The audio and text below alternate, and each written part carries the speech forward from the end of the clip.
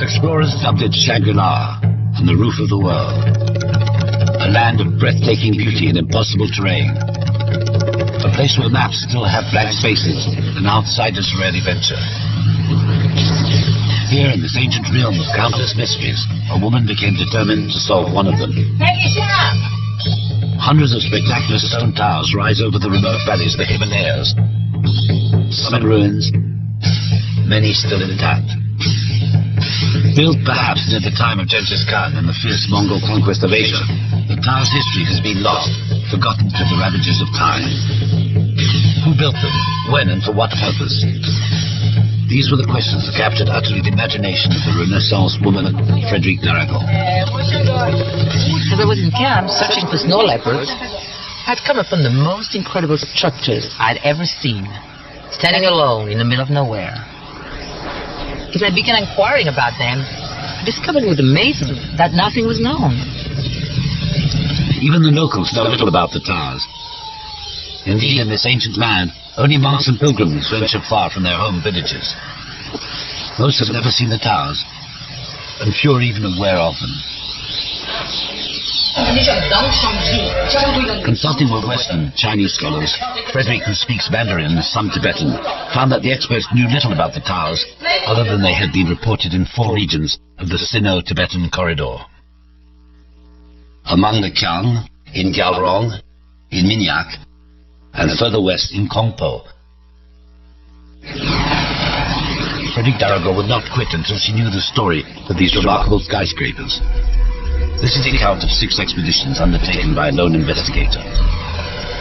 The shots you see of Frederique were taken by her using a tripod, or by her driver or friends who at times came along on the journey.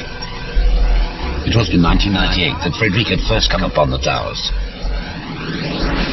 Spread across a region roughly the size of Texas, the towers inhabit an area that gives the word remote a new meaning. The inaccessible valleys of Kham were long closed to foreigners because of the aggressive character of the inhabitants. Until very recently, there were no roads at all in this mountainous terrain.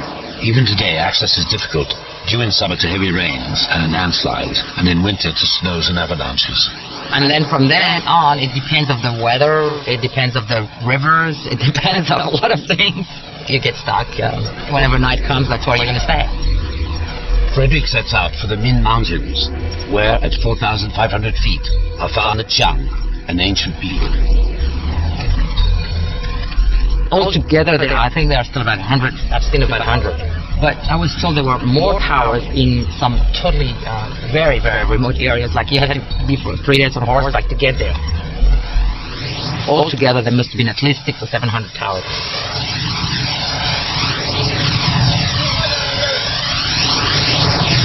Modern Qiang are descendants from an ancient group of tribes who lived around Lake Kokonor and were already mentioned 3,000 years ago in Chinese inscriptions.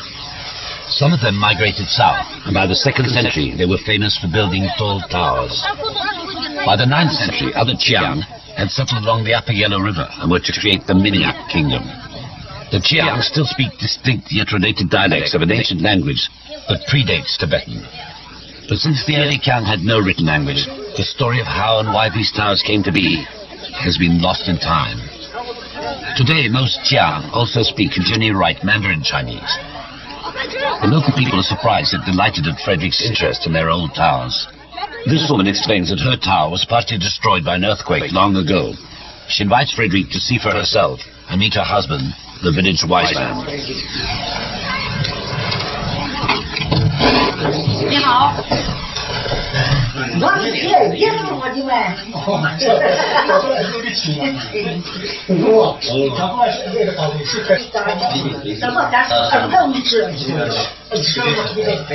This tower seems also to have burnt, leaving no wood that can be dated by a carbon test.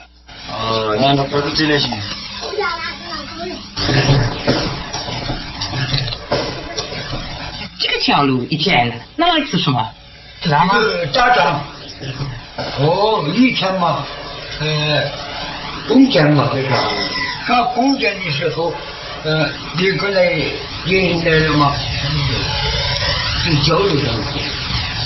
那底下有个， The woman points out a nearby village where Frederick might find old beams that could help date the structures.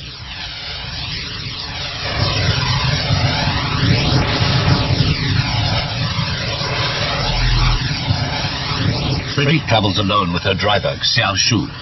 This clever young Chinese driver will eventually double up as an assistant cameraman. Frederick sees a tower in a village that was badly damaged by earthquakes. The number of earthquakes here makes the presence of tall towers a mystery in itself. It is raining. Unaware of the danger, Frederick enters the tower to try and obtain a fragment of wood. So I entered that tower without any fear, even if it looked a little bit shaky, and I just start sewing the wood, and as soon as I start sewing the wood, part of the wall collapsed. And as a matter of fact, when I went back there only 6 months later, the whole tower had collapsed.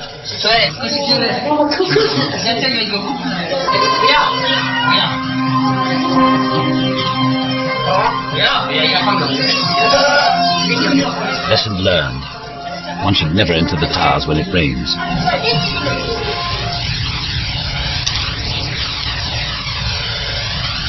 This beam, safely located outside the tower at its base, cannot have been replaced and so must be as old as the building. The carbon test will in fact give but the time when the wood was cut, a close approximation as to when the tower was built. Kham is well watered by the monsoons and is far greener and richer than most of Tibet.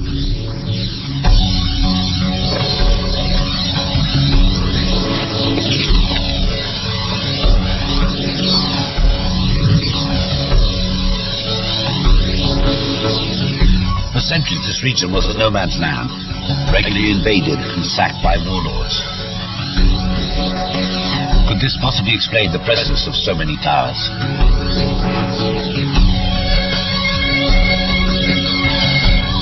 One may wonder why all these towers are bunched together, and what is the significance of the thin ridges along their sides.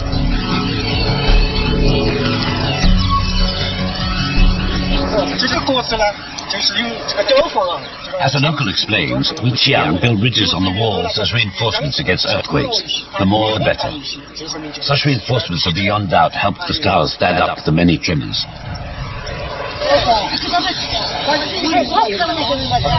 The colorful Qiang are a nearly self-sufficient community. Today they are all farmers, tilling terraced fields that yield an abundant harvest in spite of the steep slopes.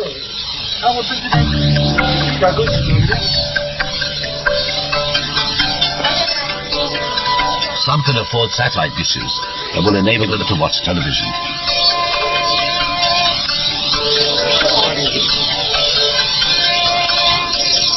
The Qiang are not Buddhist. They venerate their ancestors and certain trees.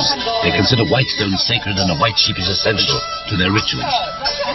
Like the Tibetans and the related Tamangs of distant Nepal, they claim to be descended from the union of a monkey and a mountain-dwelling she-demon.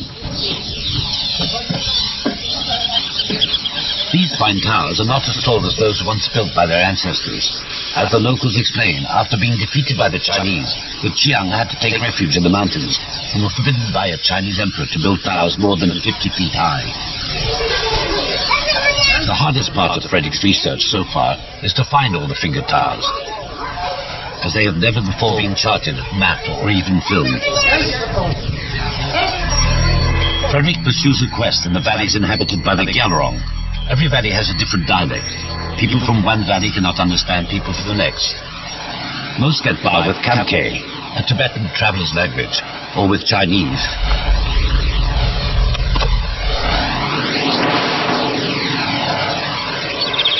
At 9,000 feet, set along a rich plain at the meeting of two valleys, the village of Songan proudly flaunts 4 towers.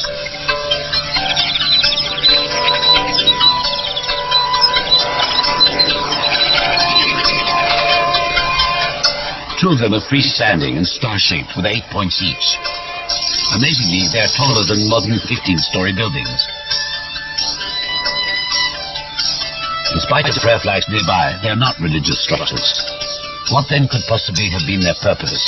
Tibetan folklore tells us of a legendary kingdom whose queen lived in a very high tower. Could this be the magical place? Are these young women the descendants of the woman of legend who once ruled these valleys? This tower can now be accessed by newly built outer steps that lead to the door set 20 feet high above the ground. Beneath the door, the tower is solid stone. The floors have been restored. The windows seem to be made for defense and are too few for this tower to have been a residence. Ladders once linked the platform-like floors. Inside, the space is extremely narrow, as the walls are very thick.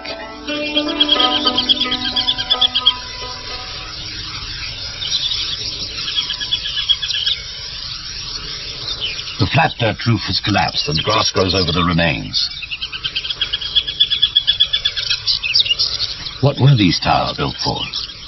Here their Chinese name is Feng Hu Tai, which means beacons. But if they were built as signal towers, why would you need more than one?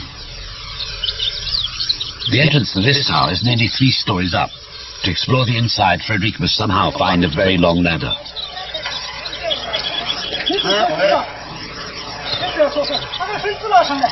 The army in nearby Markham agrees to lend her the region's only tall ladder.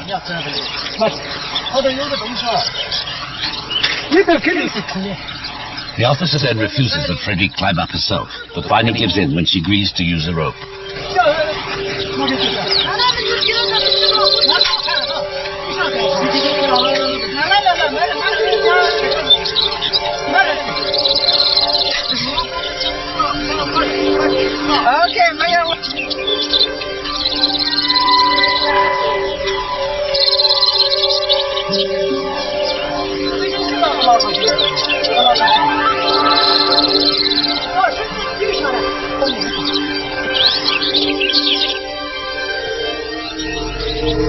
Here the walls are black and charred. Carbon tests will reveal that these window beams are only 50 years old. This indicates these towers have been renovated. One can see that the door has been also modified. Samples from the tallest tower indicate that it dates from the 13th century. What was life like here when these strange towers were built? It was near the time of Genghis Khan's conquest of Asia, when the Mongols had invaded Tibet. Being 700 years old, the towers are likely to have been put to different uses at different times, making it even more difficult to find their original purpose.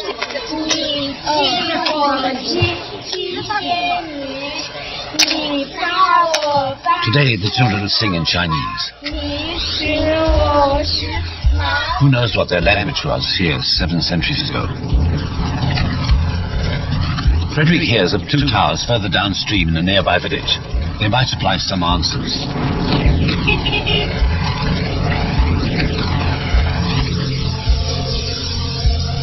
As in Songam, this freestanding star-shaped tower was erected in a village, set upon a rich plain where 2 rivers meet. Could this be a clue? Whenever I heard of another tower, my heart would beat fast. I was hoping that the yet unseen tower was finally going to reveal its mystery.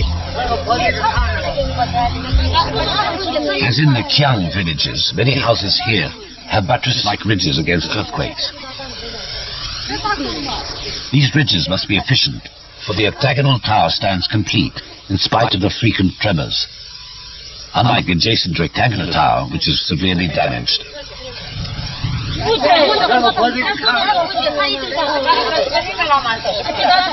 These monks offer to guide Frederick to the Tamba region, where they claim rise over 100 towers, some of the tallest in Kham. Monks often travel and mingle freely with laymen. From the onset, the weather is bad and rapidly gets worse.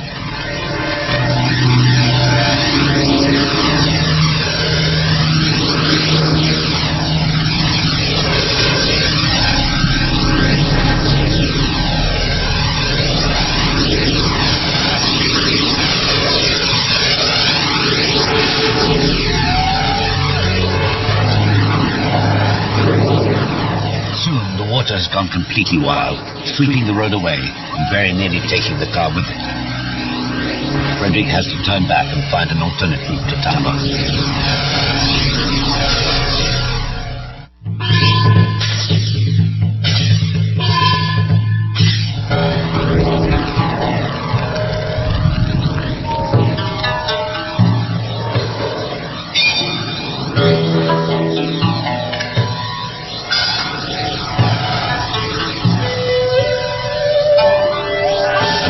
as the rainbow greets her as she reaches the enchanted valley of Damba.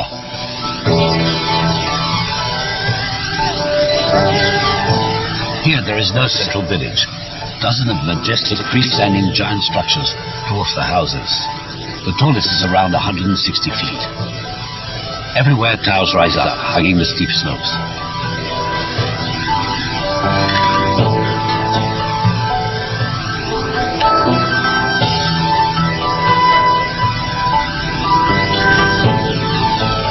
Could the towers be directly related to the region's wealth? 13 centuries ago, the Chinese Tang Anao described a rich kingdom of women in this area. Could this wealthy valley be the place? Beneath the towers, a rich harvest of wheat. Could the towers have been mere silos? But then why build the doors so high off the ground?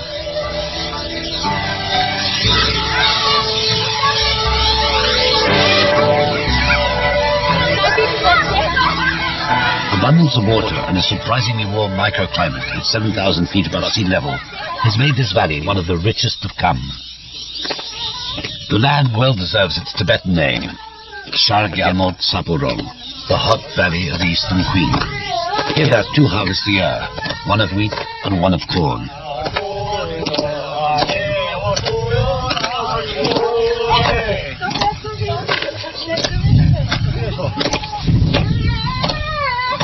The wheat is here being flayed in the wind to separate the chaff from the grain.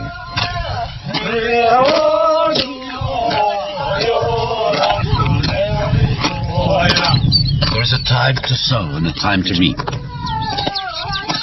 Abundance here, it seems, breeds happiness, and work is always accomplished to the tune of a song. Plowing starts anew while the harvest is winnowed in the summer wind and stored away, but not in the towers.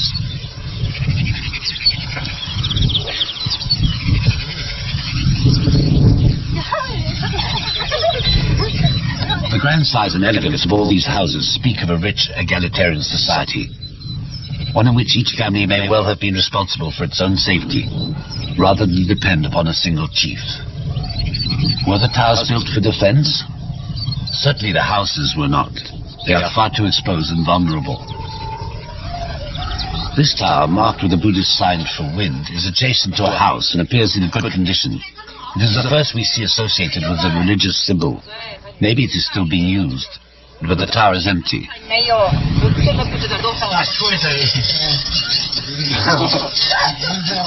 Carpenter tests of a fragment of an old beam will reveal that this tower was built 630 years ago, give or take 70 years.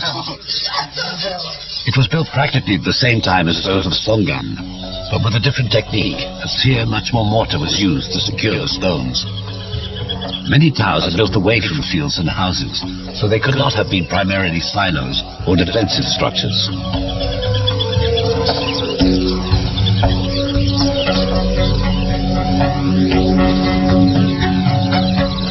One folk tale claims that they were simply towers of pride, arrogant symbols of their owner's importance, built at a time when Kham grew rich from trade with Mongol-ruled China.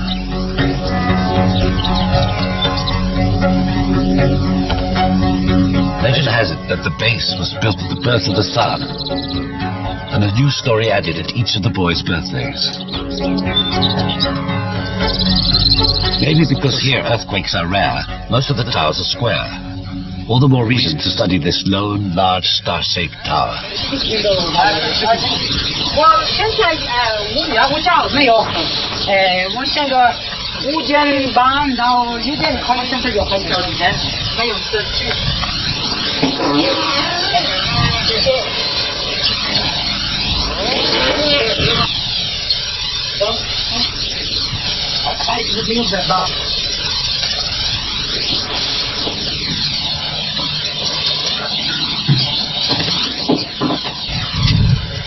Fruit is found in great abundance in the area.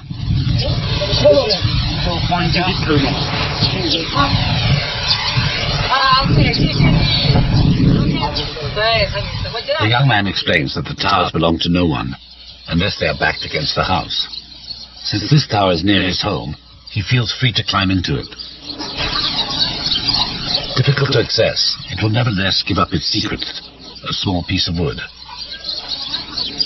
The sample would prove to be yet once again 790 years old.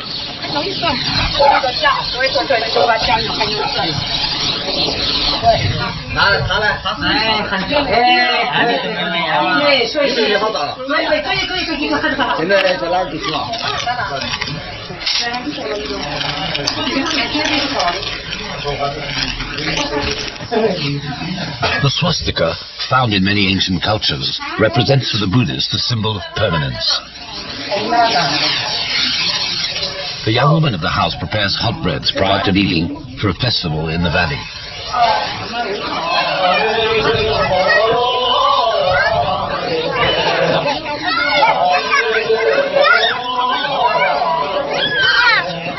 This harvest festival extends far back to before Buddhism reached the valley in the 11th century.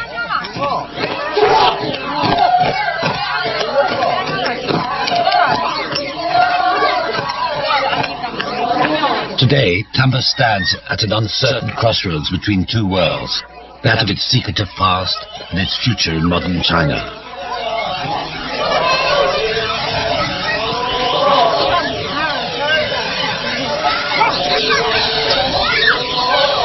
Prayer flags decorate every place where evil spirits might lurk.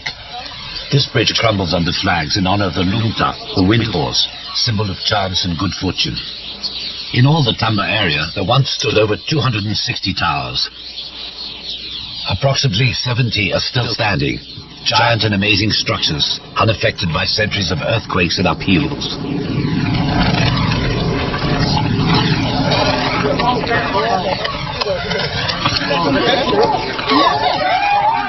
These young people from Gyalrong cheerfully repair the road by hand, in the same way their ancestors built the hundreds of monumental towers without modern tools or machinery.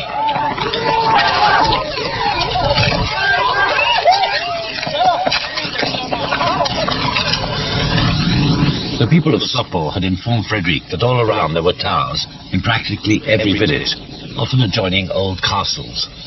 To her surprise, while naming the villages, they ran off most of the names of the 18 kingdoms of Gyalrong that some scholars believed were legendary. Perhaps they were not legendary after all. Frederick's research continues as she heads south, searching for towers in remote villages often inaccessible by car. The mountains get steeper. Frederick, deprived of her helper, Xiao Shu, who is affected by high altitude, sets out alone carrying a heavy tripod. An old woman acts as guide.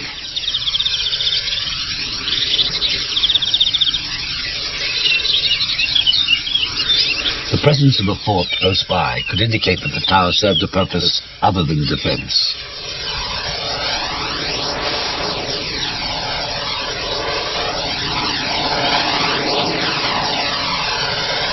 Deep ravines and shaky bridges lead to distant villages, and yet more towers.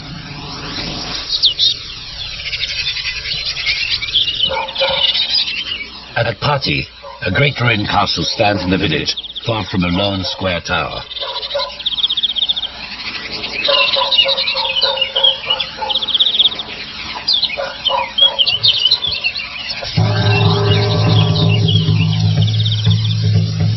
This castle is formed by two typical star wall buildings on either side of a tower. The space between the three buildings being filled to consolidate the whole. The women spin and chat quietly in the shadow of the land's former past.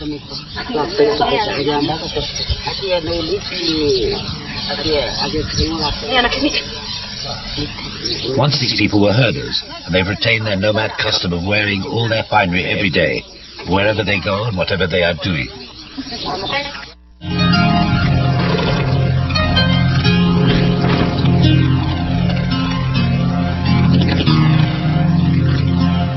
Three towers rise on a distant crest, along the trail leading to the home of the Minyak. One of them resembles a star with 13 points. The tower is in ruins, yet one can still see high up an alignment of white stones, symbol of good luck. According to legend, the intricate design with 13 corners was drawn on the ground by a Tibetan woman with a ball of string. In gratitude and amazement, the local king married her for the feat. The passing herds suggest another possible purpose for the towers. Could they have been rallying points for nomadic herders on their annual migrations? A secure place in which to store the possessions they could not take along with them. Since Minyak have roamed this land for 7 centuries, these nomads must be the descendants of the people who built the towers. These nomads are Minyak, whose territory today lies south of the Gelmorong district. They were once part of the powerful Minyak kingdom that controlled the western portion of the Silk Road for 300 years until its destruction by the Mongols in 1227.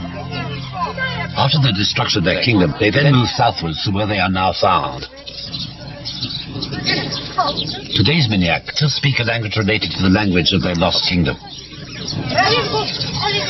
The incredible mystery is, how come people who did not even have a written language had such sophisticated constructions? How were they able to find a way to build very tall towers that could also resist earthquakes? The black yak-haired tents are the only homes of the nomads as they move about ever in search for better pastures.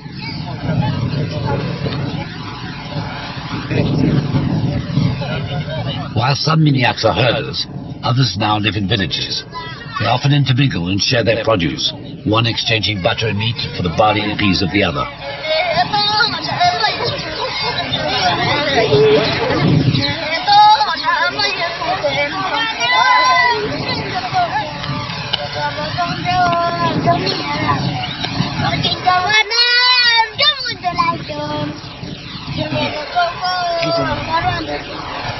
The nomads consider their hard life as much more pleasant than that of the sedentary farmers who tilled the land. They prize their freedom and are quite well off, owning large herds of yaks.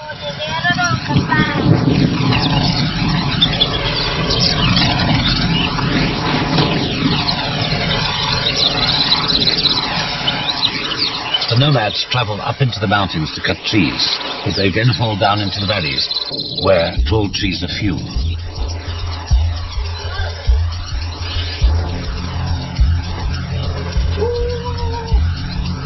Frederick has come to realize that it is in the wealthiest valleys that the towers are likely to be found.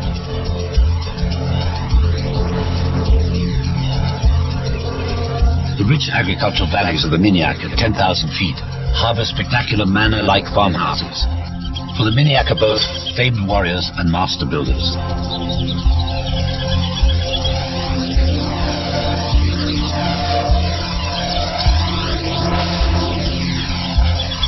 This covered bridge is another fine example of the local architect's talents. Yet here, if horses can cross, cars cannot, and Frederick must proceed on foot.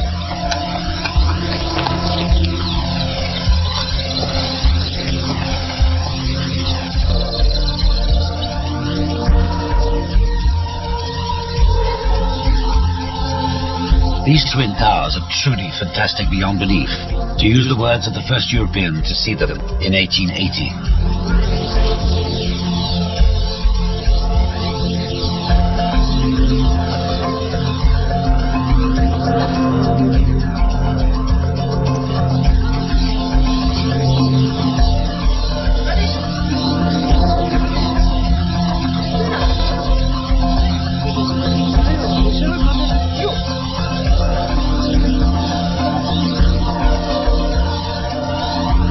They are assembled of uncut stones, some of great size, perfectly stacked with very little mortar in between.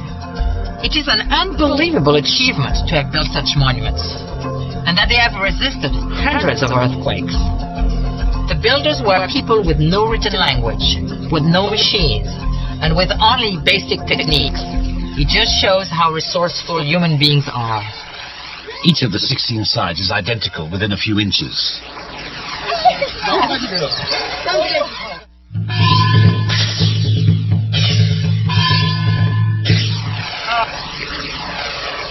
This is the season for harvesting, and the peas and barley are stored in the upper floors of the houses. The homes are spacious, yet here again the towers seem to proclaim arrogantly the wealth of the community.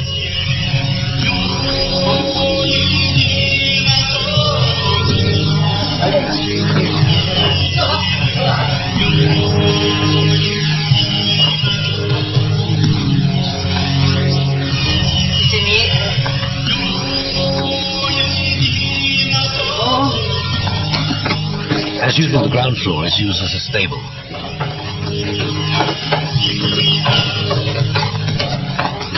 Having already made friends with the villagers on a previous visit, Frederick has no trouble finding volunteers to help her in her search.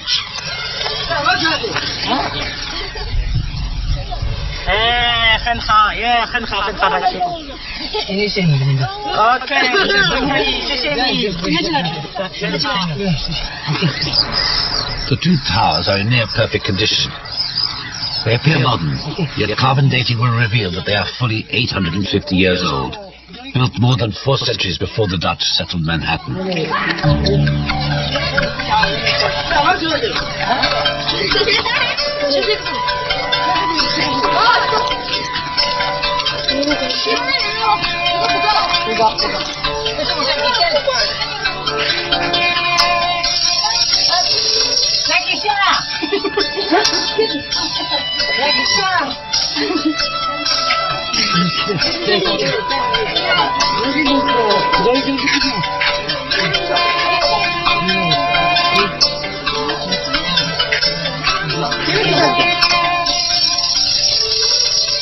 The windows here would seem ideal for firing arrows, as they allow an archer to stand in them, unlike some of the windows of other towers examined.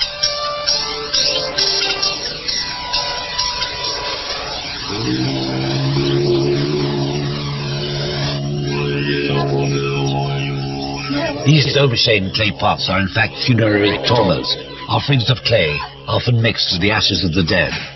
Could this mean that the towers had a religious significance linked with the dead?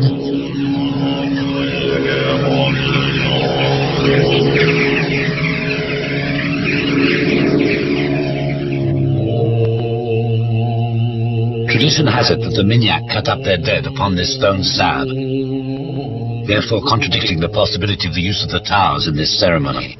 Sky burials are the most ancient of Tibetan rituals, probably hailing from ancient Persia. The body is cut up and served to the vultures, thus returning it into thin air, into the ether, one of the key components of man, along with earth, water and fire. This ceremony has rarely been filmed and occurred while Frederick was studying the towers. These images, filmed with discretion, are a unique record of one of Tibet's sacred rituals.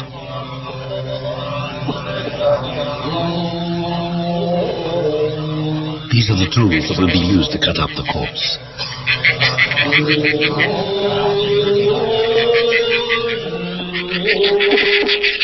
After praying for a fruitful reincarnation for the deceased, the monks retire as the vultures close in for their sinister funerary feast. A special caste of men, the Sherpa, cut up the corpse.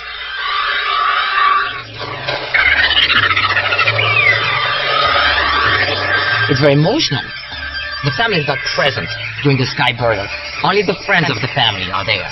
And when I asked them if I could film it, first they really didn't want to. But the people from the monastery were good friends of mine. And I told them I was just interested in their culture. I was not going to film the actual dead body, so they let me watch it.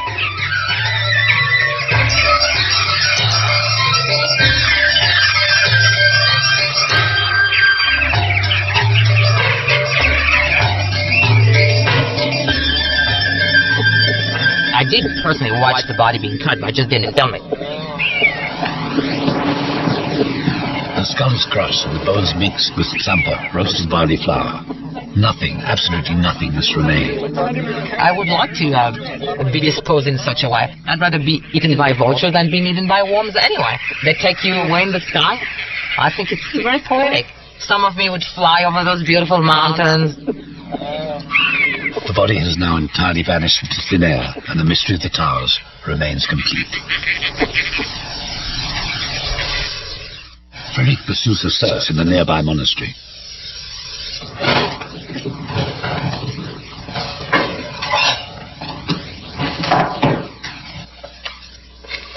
As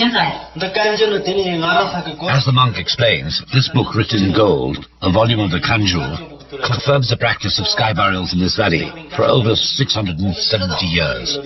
But there is no mention of towers associated with the ceremony. To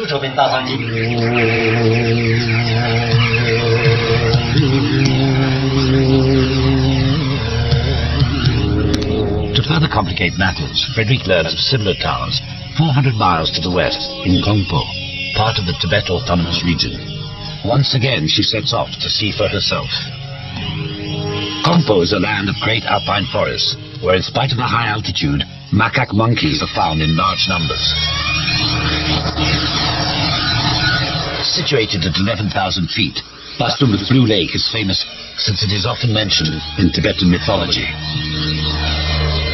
Little is known about the origins of the people of Basum, who now speak Tibetan, but whose dialect is distantly related to that of the Chiang languages. Once again, freestanding towers are found in a region whose dialect is related to the Chiang languages. Here also, the people claim to be the descendants of the 6 children of the monkey and the mountain-dwelling Shidim. The children of myth were hairy and had a tail that they lost when they learned to plant cereals and become farmers. Most women wear a medieval-like chasuble of wool.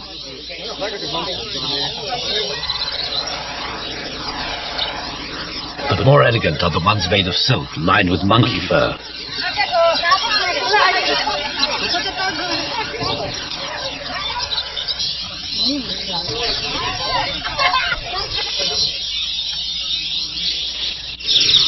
In 1935, the explorer botanist King de Moore counted more than 200 towers at Kongpo. Today, only a dozen are standing, most of them in ruins.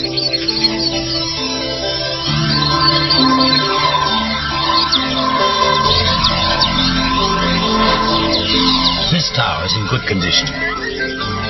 It looks similar to the one seen in the east, but a closer look will reveal many differences. The stones are small, and the mortar more abundant. The openings are also small, too small to have been of much use. The door is located at the base, making it easy to break into the tower. This tower is not star-shaped, but has 12 90-degree angles, the result of interlocking rectangles.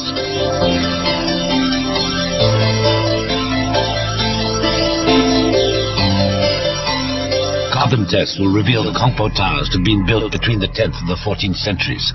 This makes some of these towers over 1,000 years old, the oldest dated by Frederick. In between her 6 expeditions, Frederick in Paris, and then in the United States, analyzes her findings, cross-checking the history of the various regions where the finger towers are found. Slowly, the puzzle falls into place. The carbon tests come up with a startling revelation.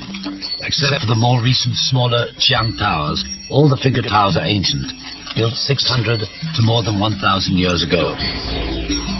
All the finger towers are found in regions that have no written language and have no written records of their history.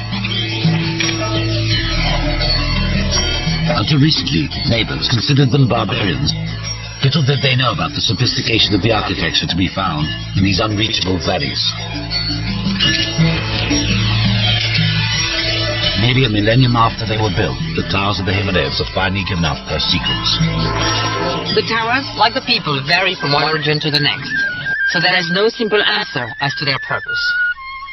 The Chiang towers have thin fins and are part of fortified villages and were essentially defensive structures.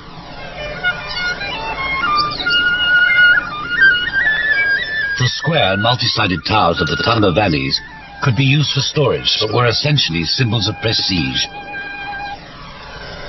Built at a time of unprecedented wealth, when each family or village headman wanted to outdo his neighbors. The Kongpo towers were also towers of prestige.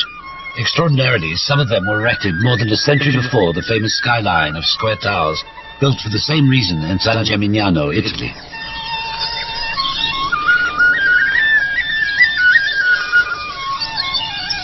Because they were erected on fertile plains where trade routes met, the 8-pointed star-shaped towers of Songam, Baisha, and the amazing twin towers of Remede and Minyak were without doubt arrogant trading posts. Far better than books, these amazing towers tell us of the pride and grandeur of the people who once inhabited this magic and sacred land called Kham.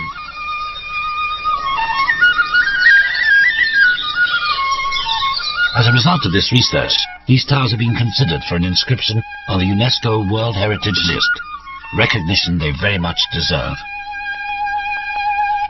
Good.